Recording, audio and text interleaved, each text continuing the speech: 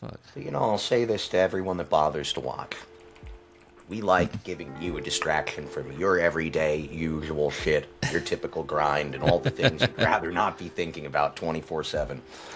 So You're if you listening enjoy to hanging out with us and our bullshit banter, and you've been with us for a while or you're new to the show, thanks for joining us. If you haven't already liked and subscribed, I think now is a good time to throw that in there. Add a little bit of acknowledgement that we're filming today's show today for our audience while you guys check your emails and Ducky finishes her art and I stew through a variety of thoughts no one's probably interested in. My dog wants to. It's just fucking dog in the back. You hear him? Yeah, we can hear him. He's like, preach. He says, preach, brother, preach. I have a topic I would like to bring up. I'd like to address the audience. Oh my God. I just excuse me. Sitting there, kind of going over everything recently that we've been doing.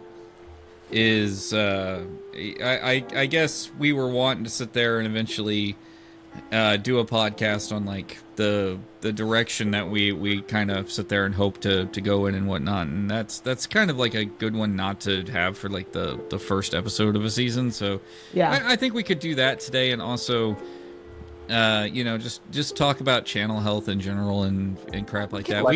We do need to have these discussions with the audience every now and then.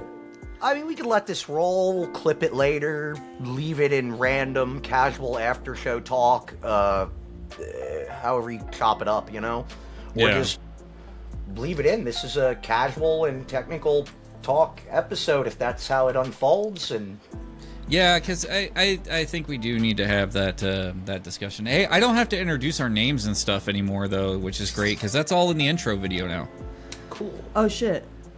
I really have to finally sit down and just focus on that intro. Yeah, you need to, dude. It's really good.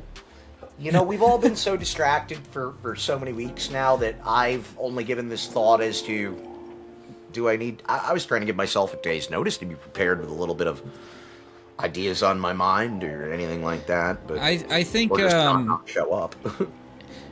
Well, one thing that I appreciate is, and this will probably be kind of enlightening to the audiences, is that we went back to filming on Saturdays, which I think works out better for all of us, just because Sunday always felt like a huge rush, especially on my end. Like, I know you guys in my ass. Well, yeah, because you wanted to get the editing done and get the video out to run before the weekend was over. So in that way, yes, I felt like it was a very casual lead up, being at the ass end of the week. I had so much time to get side stuff done, and Sunday is always just like a fart around the house, do casual maintenance around here. So it was a very easy rollover into Sunday afternoon. Like, I'm like, there's nothing particularly better or more important I could be doing. This is a great way to hang out and a great time to do this, create all this. But, it just felt like a very casual, seamless blend where it's like, I could do more yard work or clean more, or I could start doing this for half the day, Right, but I just don't want more stress on Steve, because especially if he has we're recording on Sunday and then he has to edit it all on Sunday. I'd rather it not be as stressful on anybody. I don't bring it up that I have a major preference towards it. I'm just saying for the sake of saying. Yeah. Saturday fucking works for me. Like, the only reason I said anything negative about doing it on weekdays is because I gave it a chance. I gave it an honest chance. I mean, we all gave it an honest chance to fucking do it. Well, I was actually okay that day. I was pretty silly, but not me. I could tell everyone else was kind of miserable. Me, Steve, and Cap could not get our fucking head in the game. No, you guys fucked. I think this flows naturally with minor preparation and discussion beforehand, because in the weekend we are in a social mood. And we're down for banter, and we have a little bit of a social battery, so we would just otherwise walk into a situation to have a conversation like this anyway, at somebody's house or the bar. So I think that weekend energy and default mental setting just works well. Well, for us to do this. And I kind of appreciated it from my end of things going into the new season with being back on Saturdays and whatnot, because that entire time that we took off between the end of season 2 and the start of season 3 here, I was producing like all the new backgrounds, all the new like assets for the show and everything like that. I went into this season a lot more prepared than I did last season.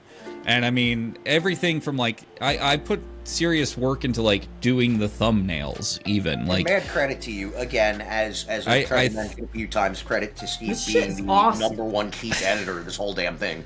Yeah. I have been noticing, too, that you've been getting a little more enthusiastic and doing it with a little more gusto in your downtime, like is like a new favorite hobby. Like, you get really excited having the time and working on it. I enjoy seeing that, and I appreciate it. Look at his background, dude. It just, I love it. It just screams, what the podcast? And I wonder why. I mean, the thing is like, and that's another thing is if you notice, I still have like intentionally like blank areas. Like here, I touched the fucking picture frame. God damn it. I have blank areas here. Like I have a whole bunch of blank areas, so that this way, as we're going and doing more and exploring more and whatnot, as I acquire new shit, that's fun. It all acquires behind me. I'm gonna throw some shelving on the wall. My collection in here has been getting a little bit better, a goofy item at a time. We got our arc reactor now, which honestly doesn't look so great up against a blue fish tank, but that looked pretty sweet up on the wall there with our UFO. You know you're gonna get questions on where the hell the plasma ball is. It's on the other side of the tank. It's still there. We're not getting rid of it. Okay, good. The plasma ball can't go. I told the story of that on show one day. Yes, you did. Because novelty decoration I bought for myself when I moved in here. Yeah. So some of the things though that we're trying to do this year is we're trying to get out, travel a bit more, kind of do some more individual content stuff wise. It's why I got Ducky a gimbal. Your gimbal's on back order, but it's coming. Like. This way we go out, we do things, we get things done. It's going to be really fun when we're out traveling, and spoiler alert, we're going to be doing a cruise. I think that's going to be really cool though, because everybody's going to get some kind of different perspective on what somebody else was doing, and that's kind of the really. They're forcing me onto a confined space, isolating me in the middle of the biggest no-go zone in the world, the fucking ocean. And I'm not sure if it's better or worse, but I'm going to be trapped in a place riddled with anxiety and no way out with an unlimited supply of alcohol. It's going to be great, dude. It's going to be great. If you don't like, you can just sit in the room. The thing is, though, is like, you're for once, I like, and this is a first for me. Because, one of the stops we're going to be making is over in Nassau, and, you were sitting there going, when you go over to the aquarium, Keith was wanting to go with me, and so that he could take all the photos and stuff like that. And he started telling me about, like, and this was a couple of weeks ago when he was doing this, but he was telling me about all the different settings that he could use on his new camera to, like, capture fish and whatnot. And I'm sitting there going, It over encumbered me because I shoot black and white models. He shoots actual fucking scenery, so he has to take like color and balance and all this other shit. Fucking credit. I don't like to shoot models unless they're just requesting. I don't like paid for personal gigs where people have through the roof expectations, because I know the photographers I follow online. I am hard pressed to replicate similar styles of work in great conditions. I'm a fucking novice at it. I like doing you say this, but like you have this photo, and I've been wanting a copy of it for myself for forever. But you have this photo, and it looks like it looks like you took it out. Landscapes are easy for me to experiment and have a great time with because the lighting is pretty stable and doesn't change quickly, unless you get a cloud that moves too quick and then it goes away. But and your fucking subject doesn't fucking move, really. I mean, maybe an animal, but normally when you're getting a sneak shot, he ain't moving. The neat part though is I love this photo so much though, because like you've got this beautiful sunset that's in this photo. I think you know which one I'm talking about. Are you the one where I really over accentuated the light bloom? Yes. I do like that style sometimes for still shots, at least. And like, you know, and there is some wildlife that was captured in there, and Birds. I mean, they're birds, but still, I like birds. It's just a really beautiful photo, and I don't know, like sitting there going into some place where we'll have like aquatic life and aquatic scenery, live coral, all this other stuff that you can suit. They can get pretty fucking dark, but normally the tanks are really well backlit. So if I dial in and don't absorb too much of that surrounding blackness and get right up on those tanks, I think. And those tanks are kind of impressive shots, yeah. Those tanks are absolutely huge. They're not small tanks. They're enormous. So, meanwhile, it is a weird lighting. It's like your subject is very bright, but your entire surrounding room is really dark. Yeah. But meanwhile, I'm tempted to sit there and buy a Ducky swim with the dolphins package. That's kind of what I was thinking of wanting to do. I kind of want to swim with a dolphin. I don't know. Once. They're really intelligent. They're really intelligent. I think it'd be really cool to like just hold on to one of their fins. I'm crazy enough to go ride in a fucking jet ski off the coast of a scary country that probably has pirates, but fucking swim in the fucking ocean? Not a fucking chance. But it's a dolphin. Well, I mean, maybe if it were in one of them, like, fucking, like, SeaWorld-style pools, maybe, but also dolphins It might be, I don't know. It kind of is, it kind of isn't. It's weird to describe because I've actually done it there at Atlantis. Okay. So it's kind of a walled-off perimeter of the ocean. Like an open ocean pool type of thing that's like the dolphins are free to come and go as they please. Oh. But I love that. But the thing is like the dolphins actually like being there. They like interacting with the people and whatnot. Oh, that works way hard. Yeah, it's a lot of fun. They get to play. I love that. I like that they're not like captive. Like they can go as they please and they actually enjoy hanging out. I love that. SeaWorld could take a page from that, man. Yeah, like really good. The a pretty animal prison. You know, I was sitting there saying though, like one of the big things though that I also want to just called me a dirty fucking liberal, I guarantee, after that comment. I mean, I am, but whatever. Anyways, so I realized too, like that silly benign comment, how that can literally divide so many viewers. Yeah. Like, what's his fucking stance? I need to know so I can judge him. I don't really have one. The another thing though that I wanna go do, and I would love company to do it, but I might just go do it myself just because I'm kind of closer. I want to go do Area 9. I think it's kind of like a Meow Wolf experience. I've seen that. That looks like an interesting exhibit to go check out. Yeah, except this one is a lot more engaging than Meow Wolf to me. I sent you a link to it, Ducky. Meow Wolf? Is it a cat wolf? It's an interactive art exhibit. Sort of like going to like the Science Center back in the day where you walk through life-size fucking weird exhibits, but I'm pretty sure I sent you I sent you a link to it. I'm pretty share that, man. Yeah. Let Meow me Wolf. Interesting. Well, I don't want to go do actual Meow Wolf because there's none close to me. Right. The one I always see advertised is in Nevada or something. Yeah. Wait, you're talking about Area 9, that kind of movie theater thing you're talking about? Yeah. Okay. Yes, I know what you're talking about now. I'm sorry. Yeah. I was thinking the cruise, and I'm like, that's out there? No. That's why I got confused. Sorry. Jumping from one thing to the other. Meow Wolf. Let me see if I can't find it. Shut up. I'll fight you.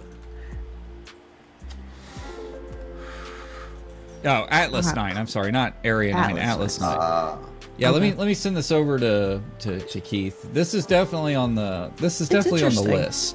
It's interesting. A cool place to visit. Yeah, and the thing is like I like it because it actually has actors who go around and will interact with you. It's kind of engaging. It's kind of fun. It's got that Meow Wolf vibe, except it just feels like it's just a little bit more taken over the edge.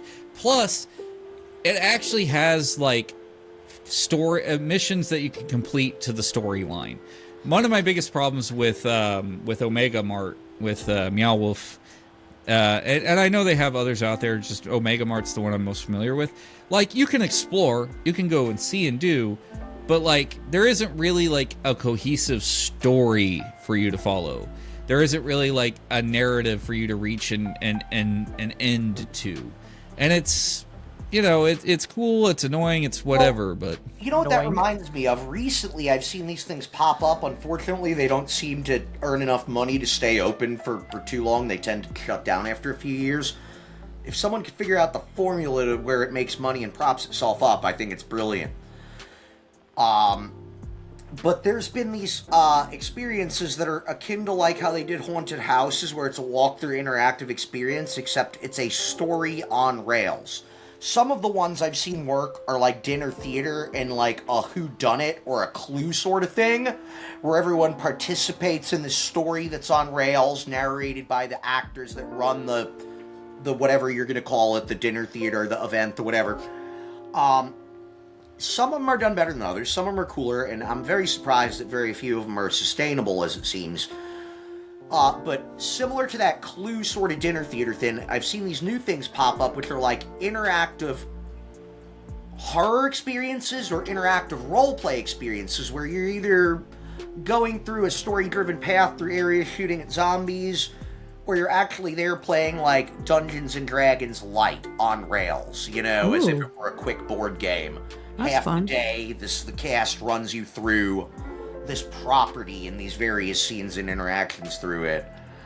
And the irony is, many years ago, a friend I met in high school that I first played D&D with had this huge fucking pipe dream business idea all those years back of opening a interactive role-play resort. And now, apparently, people are indeed trying to polish out the kinks of how to make it work, because you see them come, but then you see them go.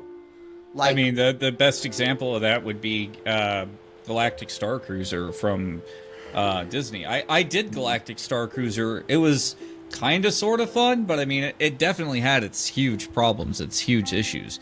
It was very... filled with people year-round has got to be difficult with the price. Between props and building things akin to movie sets, getting a little pricey, doing a lot of in-house work, but then you got the insane cost to your staff. Even in the slow season, you need a set amount of people on hand ready to roll through the scenario or the experience at any given hourly interval throughout the fucking day, or however you have it set up. If you don't have that place booked out all the time, it must be hard to keep it going. Have either one of you gone and done sleuths yet? They're in Orlando. Sleuth. What's that? So sleuths is I like sleuths. So it's an interactive dinner mystery show. Online. Yeah, it's really cool because it's right there in Orlando. Is you go, and essentially the story unfolds around you, and you as the audience are the detectives, and you have to figure out the ending. And the thing is like, you can either get it wrong or you can get it right as the audience. And if you get it wrong, like, it's kind of funny because your wrong answer plays out in front of you. Or if you get it right, your right answer plays out in front of you. And it's really cool. It's really fascinating. I've had friends who sit there and have acted in it. They love acting in it.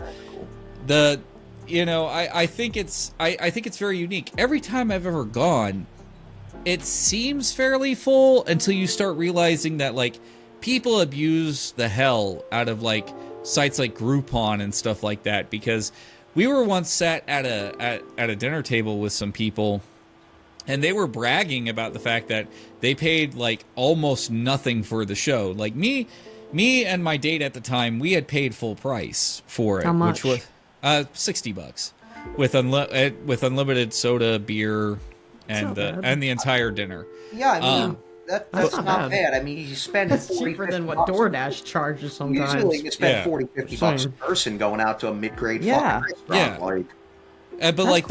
But the people who were sitting at the table next to us were bragging that they, like, paid, like, maybe $5-6 a person because like they just started stacking coupons. Wow. Oh shit. And of course the theater isn't going to chase them away because any sale's better than no sale. Scans, yeah. Yeah, but it's just like you've got like the people acting this out for you have to make a living, bro. Like You gotta keep the power bill on and keep the employees paid. They didn't even tip. Oh, well, that's something you should at least do, dude. Like, if you're getting a good deal, at least appreciate it. They were like... Isn't that one of those ones that's like a dinner and a show thing, too? Yeah, like, and they were just like, oh, well, we're not even going to tip. Jesus. Like, it's not like when you go to something like Capone's. Because Capone's sits there and goes, gratuity is completely... Capone's is completely gratuity is the exception, not the rule. And that is because Capone's is built like a buffet. So you get up and you go get your meal. Your meal's not being brought to you. You get up and you go get your soda or whatever. Capone's is set up more like a buffet. It's not set up like it's not set up the same way as Sleuth's is. Even if you compare it to something like Medieval Times, when you're at Medieval Times, you should tip your wench. Like you should tip her because she's running all that fucking food around for you. But at some place like Capone's where you're getting up and you're gonna go get the food yourself, right? Yeah. I don't feel like there's a need to tip if you're actually going to go get your food yourself. Like, no, you go to places where you go to the counter or go get your food yourself, there's not service that's tipping. Yeah. Exactly what I was about to say. Like, when you go there and they have a tip jar and they expect you to... Or you go and you purchase something and on there, it's like they'll have on the little pop-up thing, they'll say, do you want a tip? And it's like, what the fuck? Why am I tipping when I came to pick this? What? Yeah. That's if the Chinese stupid. buffet Tipping. or McDonald's wanted a tip, right. It should be if you're at a restaurant and the waiter's working on doing that, tip them. But yeah, I just but it was.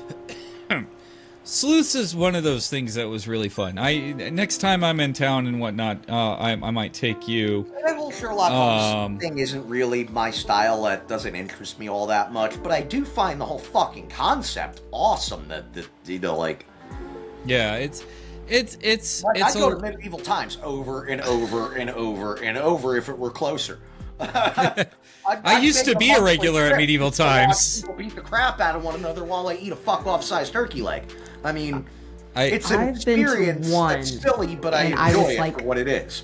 I was like a child when I went to one of the Medieval Times. It's been years. Yeah, I must have been like 10, 9. I used to be a regular. It's not that far for us. It's right in Orlando. Okay. Yeah, it's right down. It's right off of 535 and 192 right there. Can't you get pictures done? Going to a bar and grill, it ain't that far off. The last time I checked, I'm like, oh wow, why don't I still go there once in a while? It's not like you should get a picture done, Keith. She get a picture done. Do they do that like the old Wild West place where they dress you up and take a black? I mean, the one down in Orlando is special because it has the medieval village. It's the only one that has the medieval village. The one up here in Chicago does not have the medieval village. It's literally just the castle. I've been there. It did not have a fucking village. It was a building with a parking lot surrounding it. The last time I went there. Oh geez, yeah. No, it's got a whole little medieval village now. You can walk around like a castle. Nice. Inside the building, it was sort of like Ren Fair-esque, where there was like service kiosks that were made to look like carts, but I wouldn't really call it a village. Like an ATM? Yeah, it's the one down in... like when you walk around Ren Fair, how people got wooden carts selling random shit.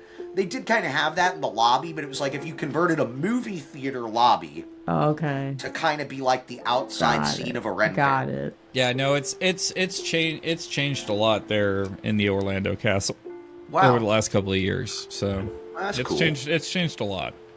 I'm like imagining like a medieval looking barrel, and you're like, oh wow, this looks cool, and it's actually an ATM. It's like, oh what? Like just like That's what I'm kind of imagining. That's like the universal levels of stuff there. Yeah, like, no, yeah. that's not dinner theater. That'd be pretty nice. If I had to recommend places, because there's a shit ton of dinner theaters down there in Orlando for people to go to. The ones that I would really recommend to people if they were like, hey, we want to go to a few. Here's the couple that I would recommend. I would recommend Medieval Times, Sleuths, Capone's, and then actually, oddly enough, the Titanic Dinner Gala. It's I not live in this fucking area, and I've never even heard of that. That's a thing. Yeah. Seafood? No, not seafood. So I would think I'd have seafood. They didn't have Titanic. seafood. They didn't have seafood on board the Titanic, so why would that have seafood? So Because it's under the water now. Bro, hey, you know what? Let's all give a small round of people wearing suits. I'll fuck with it. I'll go to experience it. Hey, here's a fun thing to remember here, folks. Give White Star Lines the credit where credit is due. They are the only ocean liner company in the world to make sure that they constantly keep their pools filled, because the Titanic pool still has water in it. Because it's underwater? Do we need a drum roll to let people know that was a joke? Hang on, I can I need say a soundboard to help you, man. I can sit there. Dry one. All right, here we go. That joke was a lot drier than the pool on the Titanic. What? Wow, my stupid pun actually confused you. Shut the fuck up! It's one of these days, okay? I was trying to make an equally terrible punny Titanic joke to back Steve up, and it's just like, it made your shit go into a hard reboot. But I one of the things that I told Ducky a while ago, though, is that I wanted us to get out more this year and kind of do a couple of more things, because with the passing of Adam the Woo, it really kind of inspired me that we should get out and touch grass more, as much as that it needs to be said like that. There's a couple of places where I know I would go and have a lot of fun. Places like Gatlinburg and stuff like that. Yep, I love Gatlinburg. Gatlinburg, Mississippi? No. Tennessee? Yes. Oh, I meant Tennessee. Why did I say Mississippi? Sorry. I don't know. When I was a child, I always thought, ooh, is this in Mississippi? Yeah. It's cool. I've been there. Fucking old historic buildings. It's always cool. They have like a museum, like a Ripley's, believe it or take not. Some pictures of old architecture. Yeah. We went white water rafting. Was it white water? Ooh. Rapid. I fell out and it was like scary. Yeah, I did, because I fell out. We hit a rock. The guy wasn't paying attention. I flew out. I fell into the water. And the scary thing is I couldn't pop my head back up and surface because the rapids were going around so a lot. It's hard fast. to get the surface on. Yeah. I couldn't pop out of the water, and I'm like underwater. That's why they give you a life jacket and a fucking helmet on. I had a life jacket on. I just couldn't pop up. And then eventually I popped up, and I was like, oh, thank God. And I floated down in the water until somebody on a kayak rescued me. I always joke about that because rip currents, any sort of currents, are no fucking joke. Yeah. Would I do it again? Yes. So I mean, it was terrifying but fun. I would just, I would really love us to be able to get out and do a couple more things this year. Like I said, I would love if somebody came up here and did Atlas 9 with me. I mean, Kansas City is not that far from Chicago, so it's not that hard for me to go there. It's literally a 7-hour drive from me, which, coming from Florida, a 7-hour drive to me is nothing. So, absolutely nothing. But I would love to sit there and go down to Gatlinburg, which is only 5 hours away from me, from up here in Chicago. Tennessee is dead ass close to us. So it's a lot of fun things, And like Keith said, to his point, there's a lot of historic places that are fun to visit. Right down there in the Florida Keys. I mean, you have all those you have all those old Spanish forts, you have all those old pirate forts, because there are still pirate forts that exist down in the Keys. Who's that author who has that fucking cats? Yeah, right down there. Yeah, weird story. They got lobster cats, 7-toed fucking cats. There's a whole island. Hemingway used to collect them on his private estate. and then they started breeding like wild cats, and now it's a whole thing down there. Yeah, but I mean, even walking through his mansion is like an amazing thing. You have there's a presidential mansion down there for one of the presidents. I forget who, but like you can tell it's his place though, because like there's gigantic dollar signs on the fucking gates to it. But like you can go and tour that. There's like a huge amount of like interesting historic things down there. I don't even think I told you guys. I actually might be taking a trip down to the Keys here in the next month or so. Yeah. Let's go. Nice. Yeah. Well, get content while you're down there. Well, I figure I might have to pull out the old cat. If the gimbal shows up by then, by some lucky chance, definitely get some good fucking shots. I'm gonna be visiting Shane and just crashing with him for a while. And that's cool. That's awesome. Ducky, have you ever visited the Castillo de Lions there in St. Augustine? I have not. Like, Florida's awesome. There's a lot of things to do. I have not done a lot of things in Florida. I've literally been to Jacksonville and Orlando. Oh, I'm sorry, you've been to St. Jacksonville. Augustine one of these Yeah, weekends. Jacksonville sucks. Place. Yep. Sorry, Jacksonville and people. Yeah, I hear I don't unless know, you're I going lived there for a concert, while. they got some Don't music apologize. venues, but I heard there's not much other reason to go. Yeah. Yeah, it's. Yeah. But I mean, there's some amazing places out there in St. Augustine. The Flagler Hotel is an amazing place to walk around. I did the ghost tour inside of the Flagler Hotel, and oh, it was genuinely fucking creepy because like the parts that are closed off to the public of the hotel where they take you through are like. Yeah, there's something up in those parts. There's a reason why they don't let people stay in those parts of the hotel anymore. Like cool. it feels off. It feels massively off. Well, I've been to the old St. Augustine jail. That place is also fucking creepy. I've walked through the fort a few times up there. Yeah, And the Castillo de Main Lions. Street. Yeah. Yeah. The fort and Main Street, nothing else. There's the Florence Nightingale Museum up there, which is kind of cool.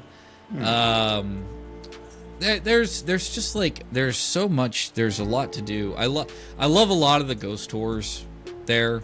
I dated one of the ghost tour guides once, so so I got to do a lot of the ghost tours. I wonder why. Anyways, a lot of them are really cool.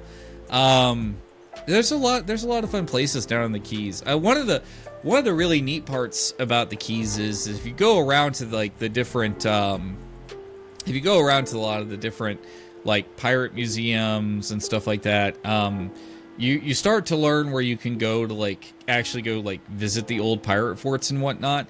And so like you suddenly realize like they had their shit together. They weren't like a mishmash of people just like getting along. Like no, like they actually had their shit together when you go into a real pirate fort and you're like, okay, like the armory is very designated. The barracks are very designated. Every area has its purpose and function. Dude, the only reason I don't dive into turning these into fucking history episodes is because I don't want to misquote the years of various historical knowledge from different sources and different eras of my life up here. Overlapping shit, mixing up stories. But if we ever wanted to do that, that's a good way to do it. Yeah. If we went to a historical site and put the proper time, attention, and focus to not talk about an entire fucking time in history, but specifically a place in a time in history. That'd be cool. That would be awesome. I think we could put together something pretty coherent and comprehensive. I would Like a lot of visuals. Because I like visuals. Yeah, lots of pretty pictures for me. Go, oh, cool shots wow. you can flip up from taking a tour. Yes. Yes, please. What is that plantation out there in Mississippi that is supposedly like the most haunted plantation in the U.S. or whatever? Is it? I might have this name wrong, or I might be completely off. I don't know if it's. All I know is I know about Emmett Till. Was it Emmett Till? Well, that might be a different story. Thing. That's a different. I just remember there was a museum for him down in like around. Yeah. He's a significant person, but yeah, I was thinking would it be named after him? The Myrtle Plantation. The Myrtle Plantation. Like, Hey, keep that thought rolling. I gotta make a drink and throw a biscuit. I would love to go and do something on like the Myrtle Plantation one day, where, you know, you talk about the history of slaves and slavery and all that jazz, and the relationship between the plantation and the plantation slaver and the slaves, but also, I think it's just fascinating also talking about the sheer architecture of those old buildings too, because the shape of a plantation building is as such that it was supposed to increase airflow through the buildings so that it would stay cool. And like, those buildings are built with a purpose, and when you start really looking at them, everything that went into their design makes sense for like what the building is supposed to do. And it's kind of one of those cool things and then talking about the whole sheer haunted factor of the building. Now, there's a hotel. You're into ghosts. There's You're a into hotel. ghosts, right? Yes. Yeah, okay. There's a hotel Okay. there that like you can stay in the Myrtle Plantation. Am I going to stay in the Myrtle Plantation? Hell yeah. No. Hell No. yeah. You gotta make it a memory, man. No, I am not staying in that fucking building. You're staying in the plantation. There's no air conditioning. I am not That's staying in that fine. building. It's I am gonna be not great. staying in that building. Yeah, there is yeah. no AC. If I am staying somewhere, I need air conditioning. I need air Go during the blowing winter. on me at night. Go It during is the the winter. South. I live in Chicago. When I come It down gets there cold. for This is not in cold Mississippi, enough. right? Oh no, trust me, it gets cold in Mississippi during the winters. Let Now it's 40 degrees right now. Let me make sure that the Myrtle Plantation is That's in right, Mississippi. guys. I might have gotten that wrong. You add 2 likes to this video and he's staying in the plantation. Just 2 likes, that's all we need, baby. He's staying in the plantation, Keith. No. Okay, it's not. out It's not in Mississippi. It's in Louisiana. Oh, then that will get cold. Yeah, it'll get cold. You're fine. So, but I like, was thinking, I want to look up. There's a couple of places I've checked them out from the outside, but there's this place over in Mount Dora known as the Donnelly House, and I don't know if they still do it there, but they used to use it as a Freemason lodge for their meetings, and it was built way back in the day, and evident they do haunted tours there.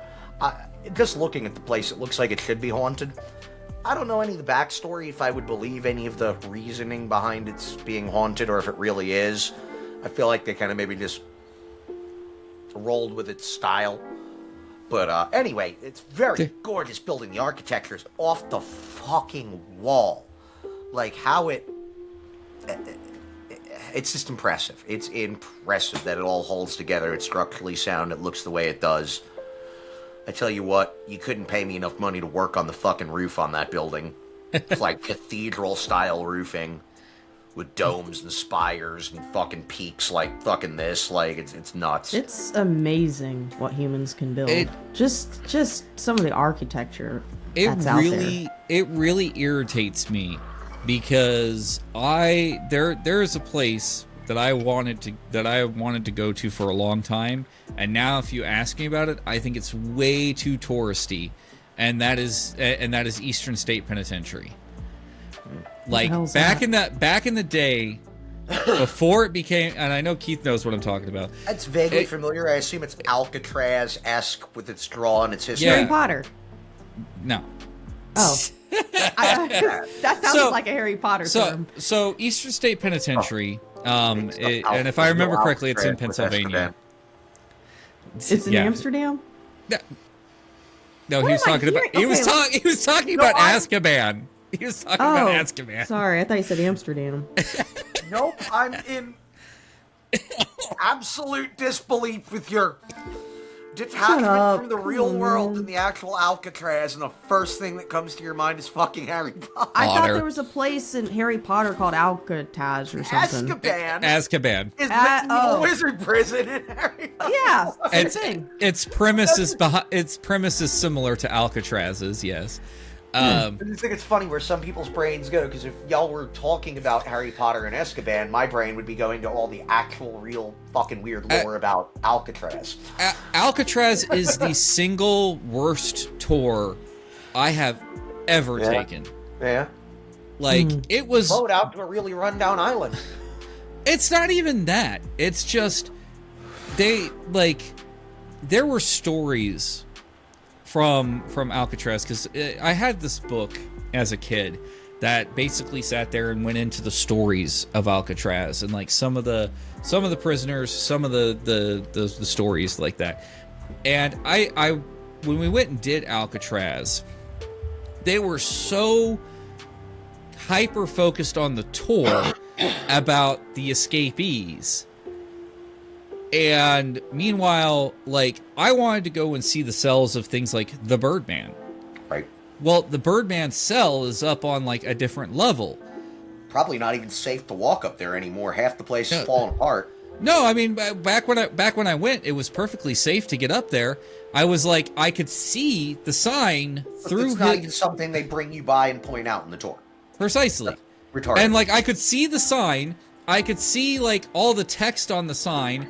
And I asked the tour guide, I was like, can I go up there and look at that? And I want to go look at his cell. I want to see, like, what was all the famous criminals of the era were kept. Yeah. And she sat there and she went, no, that's off the tour path today. We can't go up there. They had like Capone there. I think they had Babyface Nelson there Why is at it one not point. visible They had today? some of the most infamous.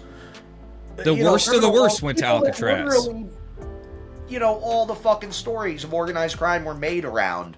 Well, and the people that were kept there. And to the point of Capone was kept in Eastern State Penitentiary, which is one of the places that I wanted to visit, and now it's so overly touristy, like, because like back in the day when I wanted to go to it was when it was still kind of sort of run down, and they like were still trying to figure out what to do with the building. And like all the energy of that building, like, was just like it hit just the right way. The place was the spookiness and how it was run down and how the tours were a little. When you commercialize something versus having people that are passionate about it put on the show and the tour for you. Yeah, and now it's just it's too commercialized to go there and everything like that. Right. Papa Mutt has gone to a couple of places that has intrigued me about possibly wanting to go to in the future. But Alcatraz is the single worst place. I remember at the time that we went was one of the few times when the guardhouse used to still be open. And like we sat there, and in our tour it was supposed to include the guardhouse.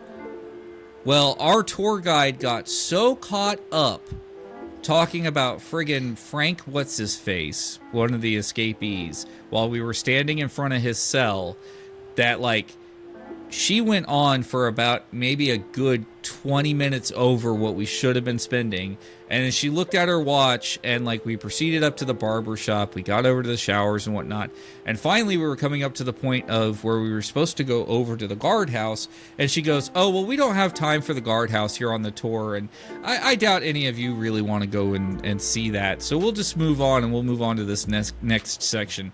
And I sat there and I went, fuck you. I wanted to go to the guardhouse. I wanted to go see it. And you can't walk around Alcatraz on your fucking own. That's why I'm not in love with guided tours. I like just exploring and finding weird shit I didn't That's when you expect sneak to out find. of the tour group and go on your own. I'm way more interested in just walking all the creepy back areas of the place, seeing the majority of the place. Right. I have your own adventure. My enjoyment in a tour isn't a guided tour. I like that whole urban or nature out in the woods based, just random exploring. You find some weird creepy or abandoned, you fucking check it out. Yeah. You know, I just when going and doing these things, when you go and visit a famous place, like, sure, have the guided tour for the people who want the guided tour. But also, you should always have something available for the people who just want to wander and explore. And like, I don't know. Maybe it's changed at Alcatraz now. Maybe you can go and you can wander around freely. A private tour, a VIP tour, a after hours spooky tour. I don't market it however the fuck you want. Tax a couple extra dollars on it, sell it to the people. They want it. Yeah, let me wander. All I want to do is wander. Right. You know, Birdman, the Birdman of Alcatraz is one of those fascinating stories that I loved. And to sit there and get so close to actually being able to, like, see the things that were described in the book and then not being able to see them drove me nuts. So, anyways, so the point is just us getting out more, doing more things. I mean, maybe you have a couple of ideas, Ducky. I don't know. So maybe Critical does. What? Probably in a year or two, I still want to go to Japan. That's something I need to save up money for. Because I want to explore. Yeah, I need to explore things that are around me that are easier to get to. I'd like to do that. But I know that I've always wanted to go outside the United States. I feel like I would like to see more of the world instead of just staying in my own backyard, in a sense. I think next year's cruise that we're doing around Japan will be fun. So we are still. I don't know what the plan is. That one's next year. We're not due to give over any information for that one until next year. That one's next October. That's awesome. That one's next October. That's just so you don't 12 fucking days. get any crazy ideas. You're not coming on that one. You fucking hell freezing over couldn't make me go. Yeah, you're not. The fact that I have to fucking get a passport to just go on a cruise with you guys makes me seethe. I don't intend to get off the boat. You might fucking twist my arm to get me on the shore to that aquarium for an hour. I know I joke about being trapped on a boat in the ocean. It's a huge fucking boat. It's like a city. I can roam and feel okay. It's open air. I will find open space. And when I know for a fact there's some classy old quiet bar hidden amidst the fucking 30 fucking bars on these boats, where I'm going to go in there and day drink and meet some old timer that's going to want to tell me his life fucking story, and I'm going to sit there all fucking day and listen to it and have a weird story to tell all of you guys. You're like, Jesus fucking Christ, you get 6 hours of content worth telling me about right now? Ducky, should I send him photos of the Haunted Mansion bar on board the ship? Yeah, you should do that. But here's the thing. Here's the thing. Like the boat's gonna land on an island. You don't want to look at the island at all. You don't want to just lay on the beach or foreign soil. Not so much. Not so much. You make me sad. He'll be fine. He'll be fine going to the aquarium with me. I feel very confident and safe and secure in all the things I know to and not to do here on American dirt. All that sense of security just evaporates somewhere else. They'll lock me in a gulag for my fucking mouth in 50% of the world.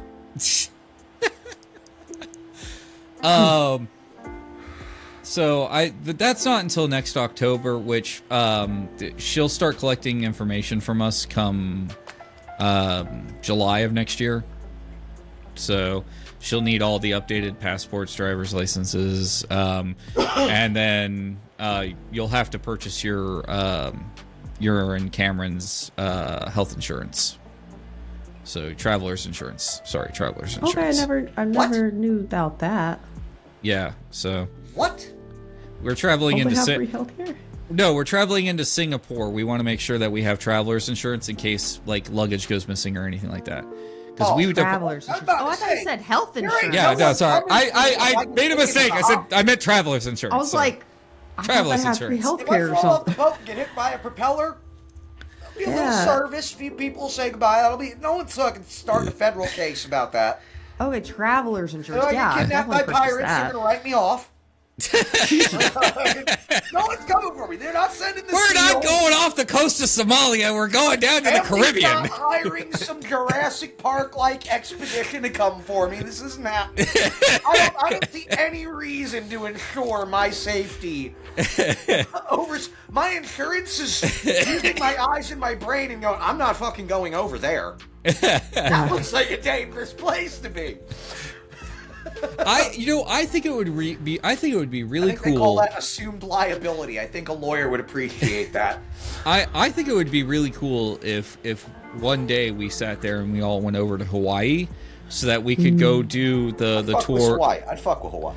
I think not only doing the nature paths would be cool. I think it would also be cool if we sat there and we managed to somehow do like the Kona Island tours where you can actually go to the Jurassic Park filming locations and whatnot. Oh my God, Cameron would love that shit. There are some places I really want to go on Hawaii, and I don't know if you can go at any time you want by yourself in some of them. Some of them are near observatories, so I know there's restrictive access and whatnot, but I used to have a friend that worked on a military base out there. I would have loved to go out there while she was working out there, because I could have got on some hard-to-access restricted mountaintops, like, casual as fuck. I don't know if I could have done it how and when I want. I want to get up to some of these observatory point mountains in the middle of the night to do some long exposures of the fucking Milky Way. Like, that would be cool. That's a bucket list goal. That would be cool as shit. I'm sure there are some civilian accessible areas that have just as little light pollution that you could probably do it from. Yeah. Yeah. But like back onto your point, Ducky. I mean, what we're doing next year is just a cruise. We're just going around Japan, and we're pulling into port. We're pulling into ports, and we're allowed to go like, a day or two ashore. But you're taking a boat over there. You're not taking a plane. Well, no. You have to fly to Singapore. Yeah. Yeah, and then you get on the boat there. But we'll be stopping at a whole bunch of different places in Japan, so you kind of get like a whole bunch of different experiences. Like you're stopping in Osaka, Tokyo, like a whole bunch of different places. You're kind of sailing around the island. But more so to your point, I would encourage you to like go and like do more than just that. Like actually go visit, touch more land. That's what So I love places like Aomori and stuff like that. I love up in the snowy regions of Japan. I think the north is absolutely beautiful. Not much touristy shit to do up there, but staying in like an old school ryokan and stuff like that is kind of cool. I really want to do a hot spring or one of those, like, I would love to do one of those. Ryokans are so fun. You get the hot spring, you get dinner, you get, it's that great. Sounds lovely. It's the hot spring episode. It's the hot spring episode of WTF Anime. Yeah! Oh my God, that'd be so, I don't know why, that just sounds so lovely. Oh, I love that. Imagine filming a podcast in a hot spring. If I ever manage to get Heath to go out to Japan, there is one place that I would love to take him to, and that is taking him over to Bandai City, so that he can actually go like see a lot of like the full size build Gundams and stuff like that. I thought you just said Bandai City. Yes, that's a thing. That is a thing. Yeah. Fuck me. Now he's like, I have to go now. They would build something so fucking extravagant and nerdy that tickles that little niche. And the thing is, though, is like the first time I want to look at 3-story tall Gundams. Oh my gosh, that's amazing. When a couple of years ago when I went out there, they still had the full sized Gundam that could actually move. Yeah. And I went and saw like a rocket style elevator platform. Yeah. That thing was wild. I went and saw it in person, and your brain your brain breaks at that point, because you're like, A, you go, huh? B, it starts moving and you go, huh? That's fucking awesome. And then you're just like, and there's that, like he said, there's that little thing in the back of your brain that suddenly starts itching, and you're like, this does something for me, and I don't know what. Fucking... Yeah, nobody really knows why we love giant robots, but some of us just fucking love giant robots. And also, I was sitting there and I was talking to my friend Kenji, and I literally looked at him and I went, why is it that I want it to step on something? And he's like, oh, everybody does who wants to come and see it. We're this close. We're this close to putting a pilot in it and making it move, goddammit. Yes. I want to see it step on something, damn it. What it is deep down inside, every man, whether they know it or not, secretly wants to see the monster truck rally equivalent of a Gundam battle in an arena. We just want Gundams to smash one another and use cars and small buildings up in an arena for our fucking entertainment. And we see mechanically just how fucking close we are to making giant robot fights a real combat sport. They do have those little robot there's fight things on TV. I Like mean- they build their own robots and they fight. That's really cool. Bots since the fucking 90s. Yeah, I mean, Yeah, I always love that shit. You just scale it up and put a pilot in it. It's fucking. It's a combat sport wet dream. Maybe we'll have that. we have to make it bigger. That's the Yeah. thing. We need it. As a dude, we need it bigger, and we need it to step on things. Like, Yeah, I mean, there's guys a like it difference bigger. between a monster truck rolling over something and watching a giant robot take its foot and go. Right. Demolition Derby is cool, but the fucking shock and awe and unnecessariness of what a monster truck can do is the cool part. Like, it's just Demo Derby with toys so fucking large they shouldn't exist, and their capabilities and the weird dumb shit that happens as a byproduct is the added bonus. When they fucking do a roll or a flip, Yeah. or they crush something the way a wrecker would, you know, like... It hits. It hits. Yeah. Um, Fucking giant robots. God, just watching one fall down would be fucking amazing. you know, honestly, there is an international, there is an international destination though that one day I would love to just take Keith to, and I would love to drag him off to Italy. Combat sports. Italy. I just want to drag him off to You're the whole. dragging Keith everywhere, and Keith is land screaming. The homeland. I still don't want to go. Back to I the want to homeland. just drag him to the homeland, I might and pretty then often, actually. sit there and make him explain to me Italian culture coming from a New York Italian. No, there is no overlap. We have no culture. We're fucking Americanized as fuck. I don't know. You ask some of those old mafioso types, they'll tell you different. The only culture that we have that carried over is from our fucking grandmas and great-grandmas.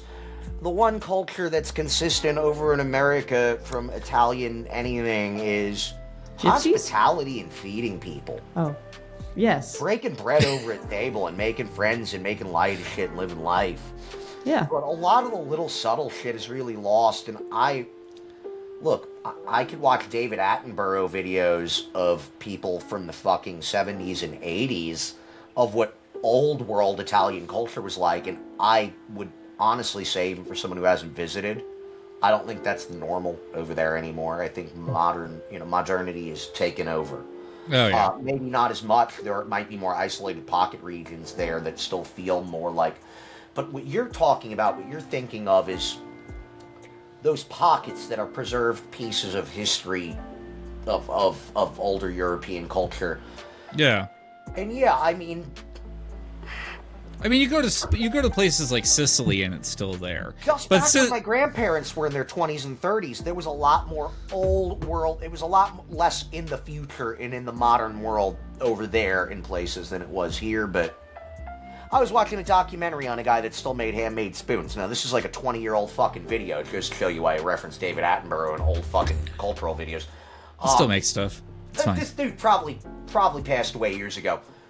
But he was trying desperately to keep this alive. Meanwhile, it didn't look like he had too many people to teach it to or pass it down to her that were that interested in keeping it alive. But that's what you're...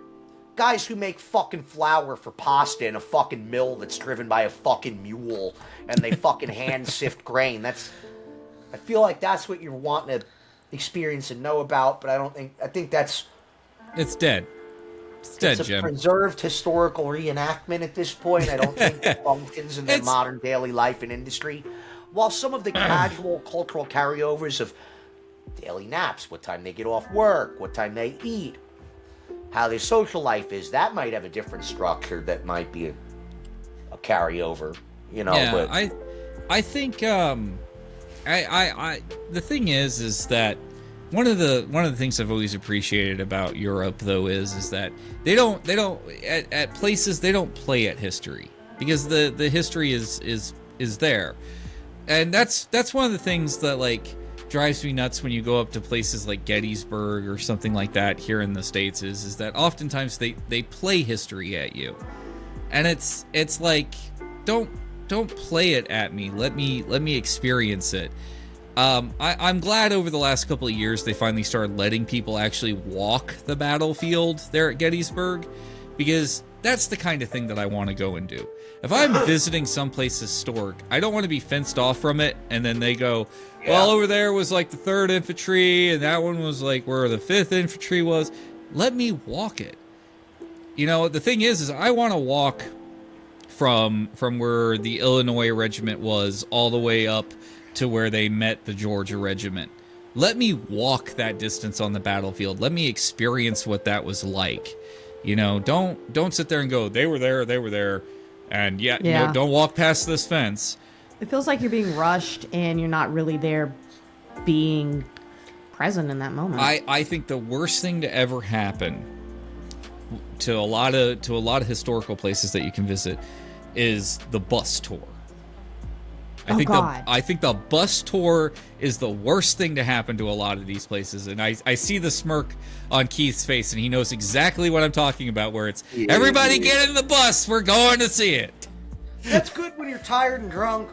The weather sucks, or your legs are too tired, you got a hangover. Like, that's what you do in a time filler day on vacation.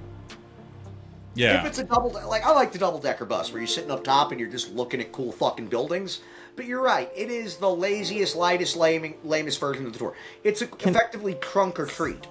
Can I say something? Because when we were in Mississippi as kids, and we had to have a school field trip or something, and they sent us to some kind of, what was it? The something trail. It was some Indian trail. But we were all on the school bus doing a tour on that, and it's just a bunch of kids screaming, and the teachers in the front trying to explain, this is where this happened. We're all just on a school bus, just driving through it. Like, it was so stupid. We couldn't even hear the teacher explain what's going on. We're just jumping on the bus and go faster. You know, I don't know. That's what I picture when somebody says a bus tour.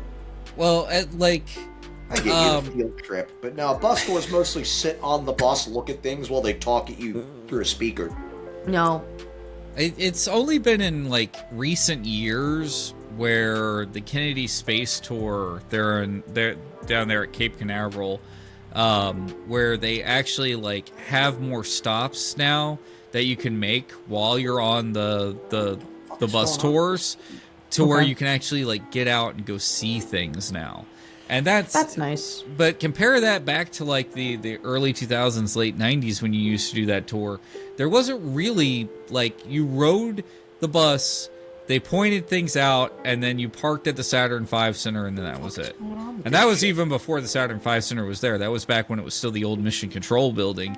And, like, yeah, I remember walking into that old Mission Control building, like, way back then when that was part of the tour, and, like, my mom and dad seriously looking around going, do we have to worry about mold in this building? Like, so that building was seriously in bad shape. But, like, you know, it's cool. It's awesome that, you know, you have those experiences, but let people get off the bus. Go and walk something. Go and do something. To Keith's point, the trails in Hawaii would be incredible to sit there and just take a day and wander. Yes, people have gotten lost on those trails and have died, but stay on the fucking trail and you'll be fine. Oh, bring a compass or preload a fucking map on your phone and don't go off trail, So, yeah, I have a horrible sense of direction, so if I go off trail, I look at my fucking compass when I leave the trail so I know which fucking direction I head to get back to it. I don't know. That's smart. Oh my god! Oh, you're so cute! I was like, what the fuck's behind me? Kobe. I'm sorry. God. All right. And now trying to climb in your lap. Yes, she is. I guess we're gonna hang out today. I'm having the hardest time. I got a notification about this event in the general area last week about, like, it's not a Ren fair. It's literally like how they do the Highland Games outside in a big open, like, park area. But it's all armored combat. It's just gonna be a day full of fucking motherfuckers dressed in armor wailing on motherfucker. It's just a armored combat outdoor event. When's that? It's this month, and I got a notification about it last week. I fucking literally signed up to fucking get more notifications to it, And I can't find any record of its existence, no matter what avenue I search it from. And it's kind of pissing me off. Because it's the first random crap event notification I've seen in a long time I actually intended to go to. The fuck? I wish you could be like this all the time, Koba. She's not like Look this. at that! Look at that look that she's giving you. Aww. My heart, man. Excuse me. So, like I said though, I think this year is really just kind of the year to get out and touch grass and kind of just go and roam and explore. And we've grown quite a bit. Not as much as your channel, Ducky. But we've grown quite a bit here on the channel. We're coming close up to 500 subs. We're really close to sitting there making partner once we hit 500 subs, so I'm excited about that. But I think we're at 420, so that's pretty neat. Yeah. 420 gang. 420 blaze it. But the your mashup of multi-generational slang is giving me whiplash. Holy crap. It's all the same, right? Let me go down to the 5 and dime, and then we'll sit there and have a jolly good time. Man, that cat is the bee's knees, I'll tell you what, no cap. Did you sit there and... I'm gonna kill myself. Fucking hell. I really deserve an execution for that. Did you sit there and go down to the 5 and dime, and then we can sit there and meet down at the Nickelodeon and catch a double picture? Oh my lord.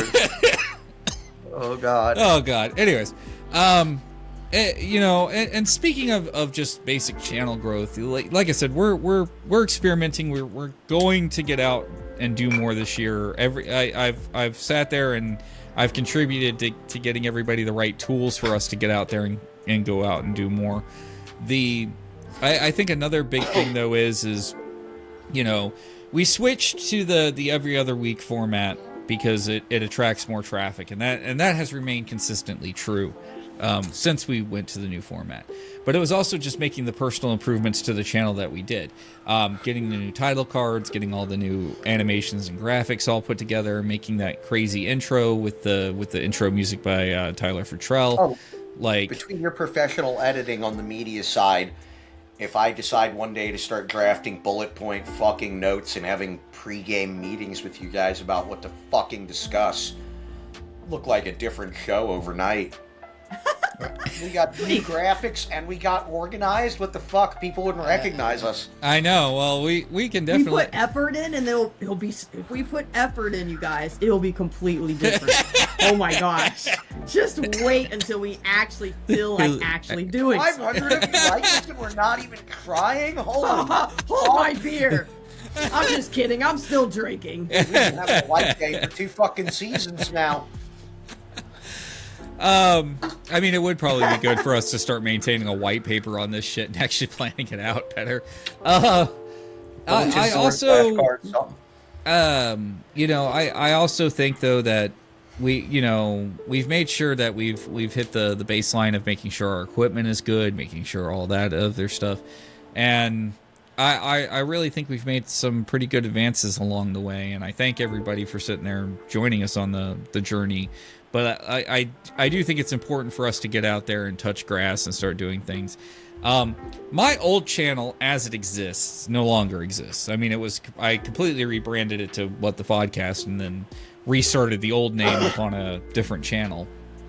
But if you ask me, I am not going to go back to the old channel format that I had way back when. If I do sit there and produce independent formatting of stuff, it's going to be newer, like more exploratory stuff. I'm not going to go back and review animes anymore. That A, that market's oversaturated. Plus B, when I was leaving the game, people like Gikuk and the Anime Man, they were stepping in to fill those voids that I left behind. And so there's no need for another anime voice out there on YouTube. There's plenty of them. You can find them all over there. Gart, Joey, all those people, they already exist in that space. Yeah, you nerds. But, from the amazing woodwork that Keith can do, to the drawing and live streaming that Ducky does, you know, there's needs that we all suit and that we all fill. Maybe I can fill mine one day, but don't expect very much independent content from me outside of what I do here in the podcast. And that is because I do a lot of the back end shit for this, but also this is partly my passion. Keith is the one who came up with the idea, and he's the one who drove it and was like, let's make it happen. And then one day I turned around and literally contacted him like 3 weeks afterwards, and I'm like, everything's set up, we can do it now. You called his bluff. I got a weird little interest I always had with a guy that had all the preloaded knowledge and equipment to just go, okay. I know exactly how to do all of that. Fuck, I and then you're like, I wouldn't mind doing that doing shit. this? We're actually doing what? Yeah, really. I'm like, well, I know other artists, other creators, musicians, etc., and they all do a lot of their own advertising. They're not heavy into being content creators, but they're fucking creators that just don't publicize or create enough content. They're all very likable, interesting, eclectic people, and I've been inspired to talk about this idea because of them, around them. Just like me, though, they don't have a whole lot of will or background in producing internet content with whatever the stuff they like to do that would make good content is. You know, and you just bump into someone where that's their wheelhouse and that's a side skill they have, and it's like, you know, we're trying to open a studio or create a paying gig for ourselves. We're just like, we actually have the right people that have the knowledge and the capability to turn this into a great thing we can all do, kicking it on the weekend. Maybe it goes somewhere. Maybe it's fun for more than just us. And, well, you know, this is where we are today. Yeah, and I think another important part about another important part about everything that we do and what's been leading up to everything that we do is that we've had the drive and passion for it. And like anything we're passionate about, the passion comes and goes on certain days. We're either with it or we're not with it, or, whatever. There's certainly been days where I haven't been fully on my A game doing this, and same with Ducky, same with Keith, same with Cameron. But I think it's really also important to note that, like, we definitely know which way we want to carry things. We just don't always know how to get there with the damn channel. Yeah. Like, okay. One of the things that we've been trying to put together is like a side D&D campaign that we can sit there and pop up on the channel every now and then. I've made great strides into sitting there and trying to get the game format together and get us to have a session 0. Luckily, actually, a new development this week on that was, as I was talking to my neighbor, his campaign, they've been doing a Curse of Strahd campaign. His campaign is coming to an end, and he's willing to bring him and his players over to join my game. So fucking cool. Yeah, he's willing to bring him and his players over to our game, so that this way we have a huge party that we can pull from and that we can have fun with. One of my favorite old campaigns that my buddy used to actually kept the same campaign running for over 2 years. We had about 5 regulars. It started with our DM and 4 or 5, old friends that all played a bit and wanted to run a game together. And we had probably 15 on the whole roster that would come and go. Some were regular for a while. Some would pop up not regularly every so often. But having that huge group of people to pull from, where you have your casuals and your diehard every weekers, kind of created this ongoing, really easy to keep running forward story. And having them all come in as like side characters, backup characters, the DM working them back in but bringing them up to speed sort of thing, actually worked for the whole story and the roleplay. It was pretty fun having that big of a pool of people to work with. Yeah. And so, it's making all these strides going forward. The saddest part, though, is that I keep circling back around to this, and I think this is now going to be the unofficial name for this season, going for this entire year. It's the season of touching grass.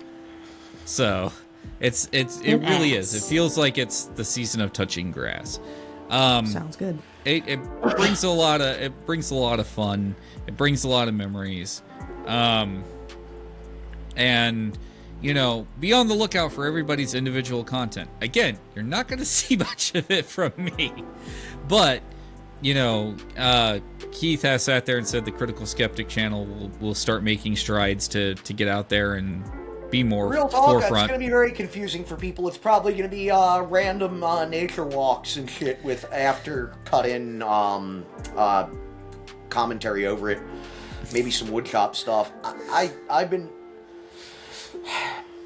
Dude, there's a lot of guys out there that do cryptids really comprehensively, and I don't know if intimidated is the right term, but I just feel like my interest and my focal point is already being done so much better by other people I look up to, and I know the amount of time and energy to crank out one episode as organized, comprehensive, and is covering every angle of one specific subject or creature or region.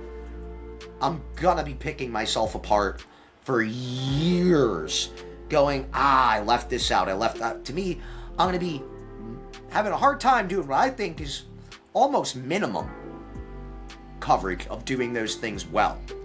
One of the I can't things hold myself up against the other guys that do it that I know are doing it better than I would do for Don't years. compare it. Yeah, don't compare it. If you And have it's to, also don't sad put so I much. compared You're it. putting so much pressure on this, dude. If Do I want to be the you 12th just guy this year that drops a Wendigo video? I fucking don't. I love talking about that shit, but I don't want to be the 12th guy trying to get noticed for fucking covering that when anyone interested in it heard it covered really well by a dozen other people just recently. now here's the thing: are you doing it because you want to be knowledgeable, or are you doing it because you actually enjoy doing it? Anything that I do, I care about doing really fucking well and being researched and meticulous about my final product. So my question to you then is what would you say about us going and possibly doing some ghost hunting? I'm down with that ghost hunting. I'm going down. to take tours for the sake of video vlogging and taking people to, not just taking them to see fucking Disneyland, taking them to weird, cool, neat places and giving them the story behind it and why we're interested in it. Totally cool.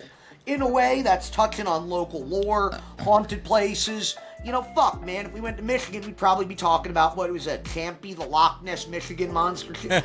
We could go to those weird places and talk about them weird things in a way that doesn't feel like we're necessarily doing it in the same way everyone else is doing it and trying to do it as well as them or different than them or stand out. Don't compare it to them. Just have know, fun and do it for you. I know a psychiatric hospital that I can take the two of us to. Fuck, thanks. Give me nightmares. So Out of all the horror shit I ingest, man, fucking ocean and fucking old school fucking loony bins probably make me the most uncomfortable out of horror settings. well, this one was luckily an asylum. It wasn't an actual like psychiatric hospital. Asylums are, in case Ducky doesn't know, there is a difference in these old school places. There's a difference between an asylum and an actual psychiatric hospital. Yeah, by funding and who runs it. Well, not to mention, asylums were places for people who were not only like having some problems up here, but they were also places for like the destitute, homeless, and stuff like that, so that they could go and get regular meals, have a regular place to stay, and get back up on their feet. Asylums were better places than psychiatric hospitals. You see, I could make an hour-long video about how fucked up on a civilization, a state level, and on a spooky, haunting, and immoral backstory shit, all based around asylums. I could easily fucking... Yeah. The difference between asylums and psychiatric hospitals is immense. Content. Yeah.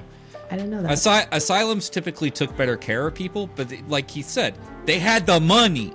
If you went to a psychiatric hospital, yeah, they're gonna hook your ass up to electrodes and shit because, like, they don't want you there. Back in the day, they also were notorious for having zero outside oversight.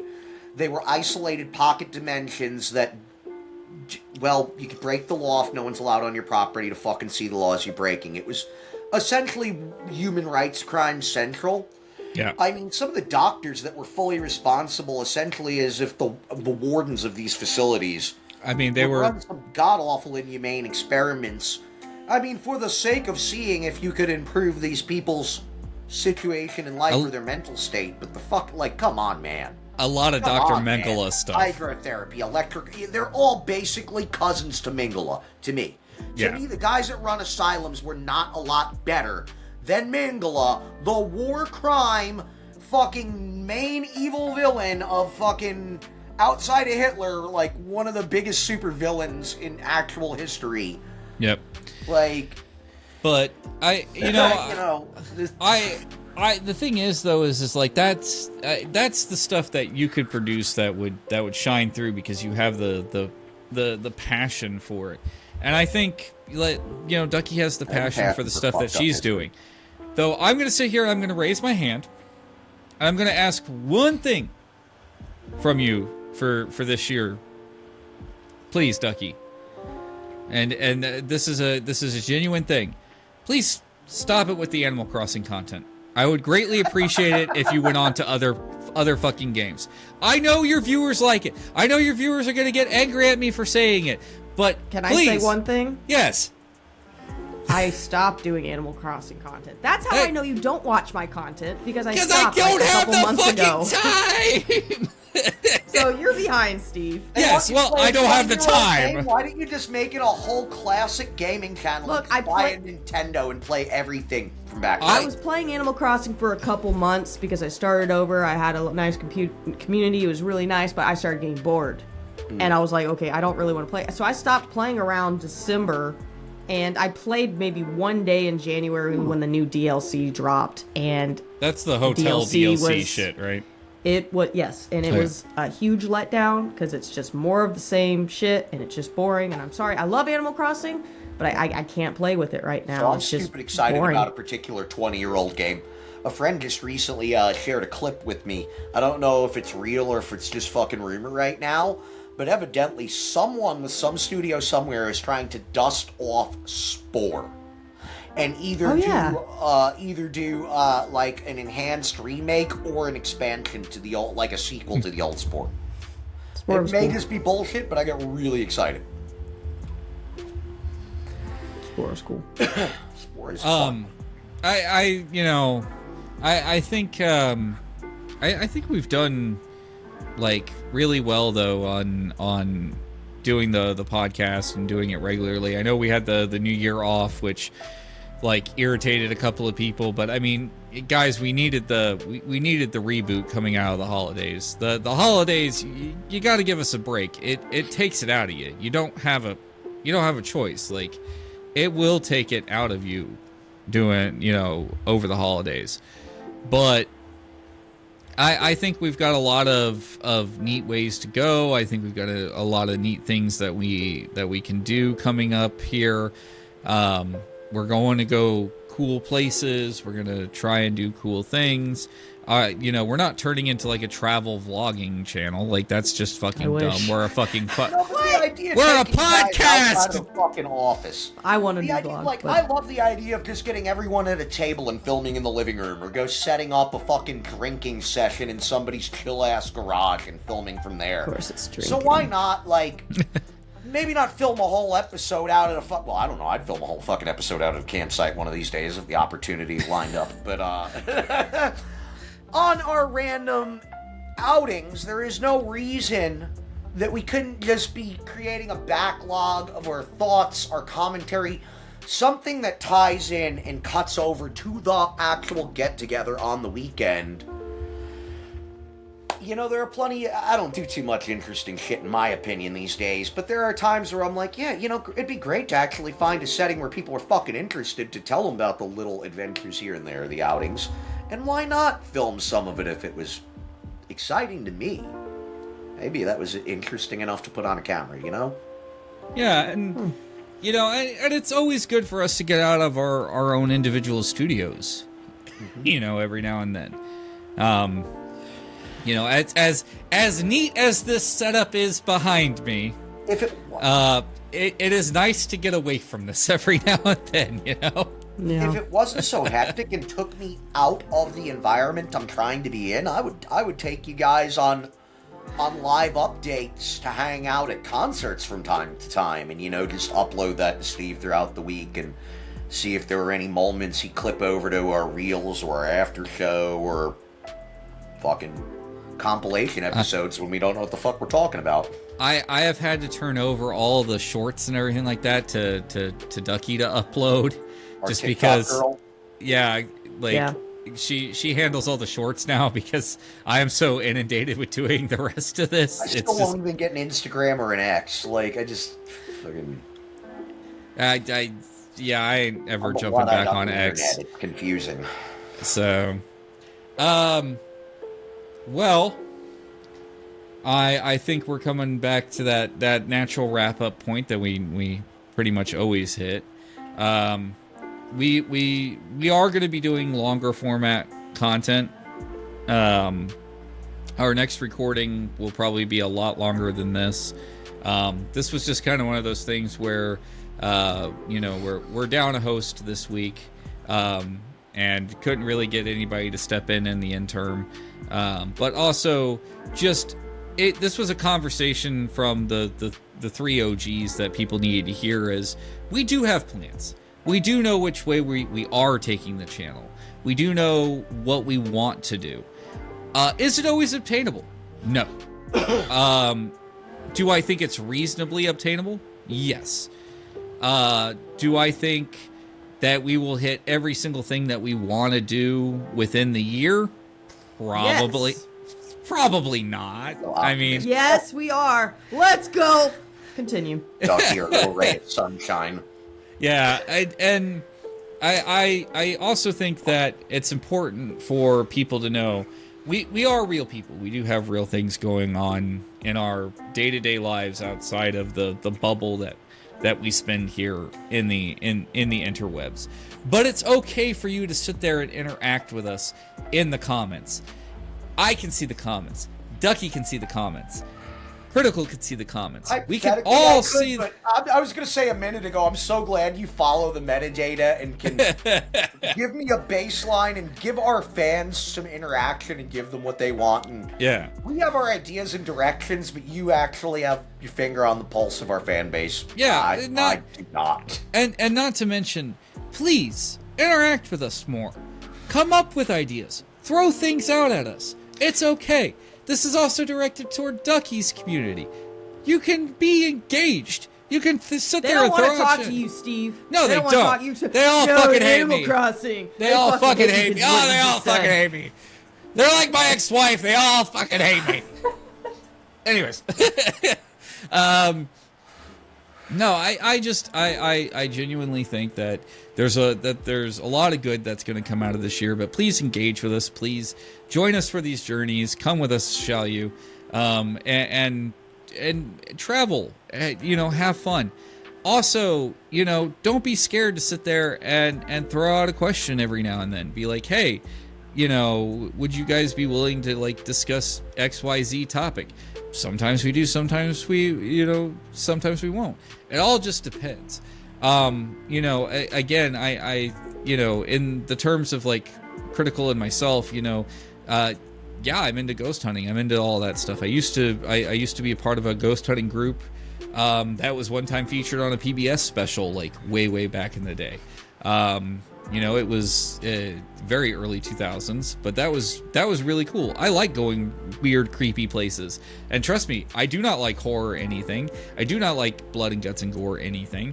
But I think the ghost hunting stuff was really fun, and that is because I myself am a different type of skeptic than Keith is. I'm a completely different type of skeptic.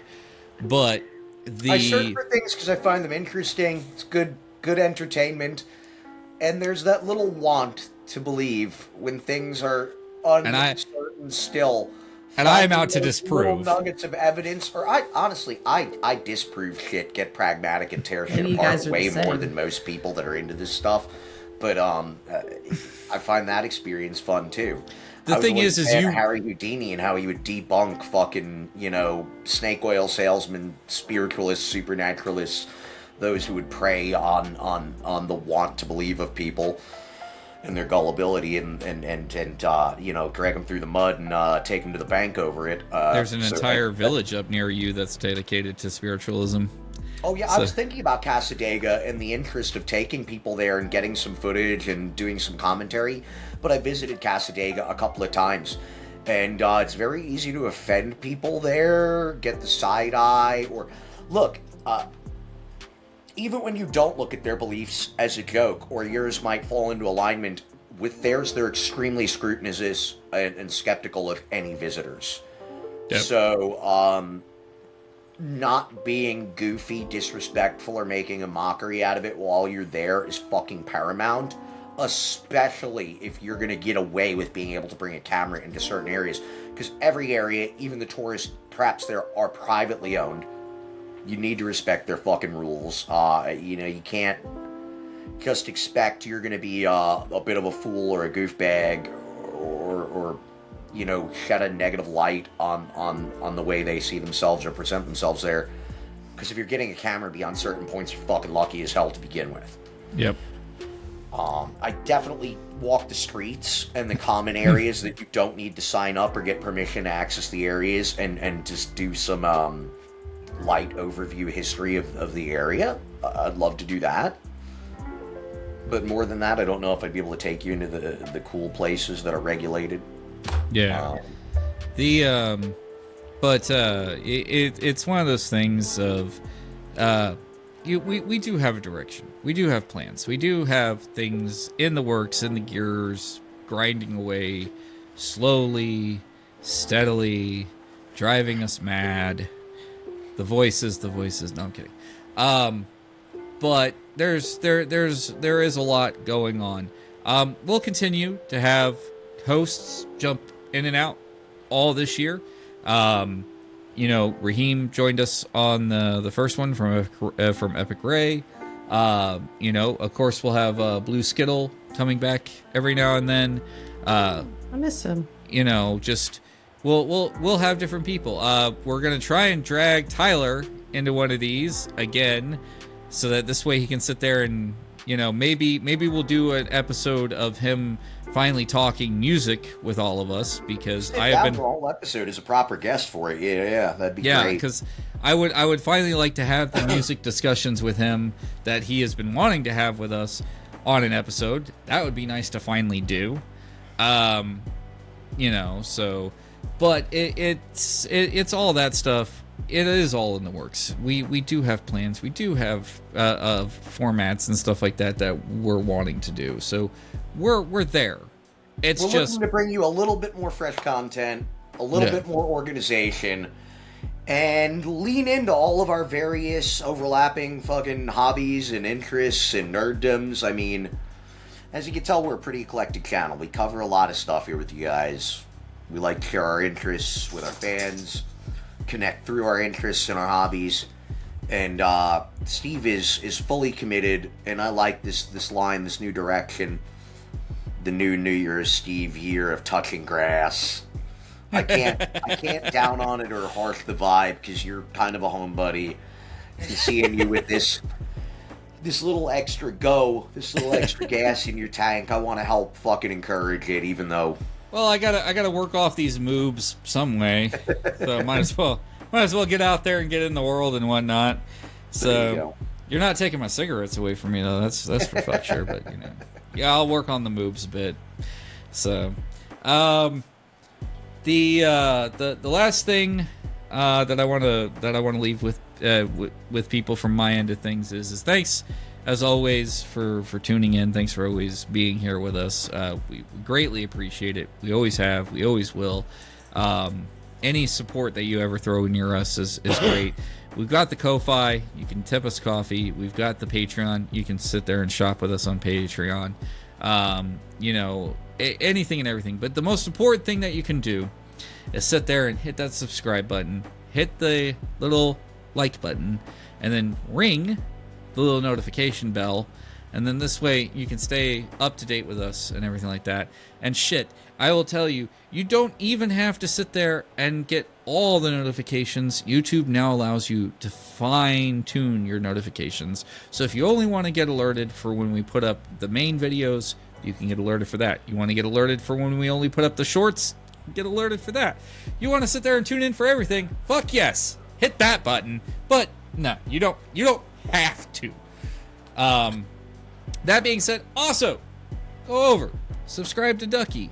Go over, subscribe to Skeptic.